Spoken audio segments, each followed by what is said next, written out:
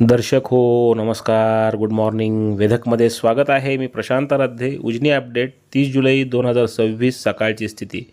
सोलापूर जिल्ह्याची वरदायिनी असणारं उजनी धरण हे आता 99.34% इतकं भरलेलं आहे आणि धरणामध्ये दौंड जवळ मिसळणारी पाण्याची आवकसुद्धा कमी होऊन 33,803 क्युसेक इतकी ती कमी झाली आहे.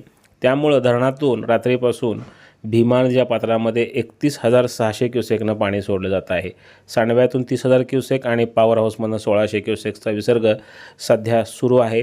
तर दुसरीकडे वीर धरणामधून 5,600 क्युसेक पाणी जे गेल्या 2-3 दिवसापासून सोडत आहे तो विसर्ग कायम आहे. निराखोऱ्यातली धरणंसुद्धा झपाट्यानं भरली. जवळपास 93% पाणीसाठा निराखोऱ्यामध्ये झालेला आहे. उजनी धरणातला एकूण पाणीसाठा हा 116.88 TMCचा आहे आणि यातलं उपयुक्त पाणी हे 53.22 TMC इतकं आहे. मागील वर्षी याच तारखेला 30 जुलै रोजी उजनी धरण हे 97.13% होते, तर यंदा ते 99.34% अशा स्थितीमध्ये आहे. उजनी आणि वीर धरणामधून सोडण्यात येत असलेल्या पाण्यामुळं पंढरपूरमध्ये भीमा नदी ही दुथडी भरून वाहते आहे. जवळपास 60,000 क्युसेकनं भीमा नदी वाहते आहे.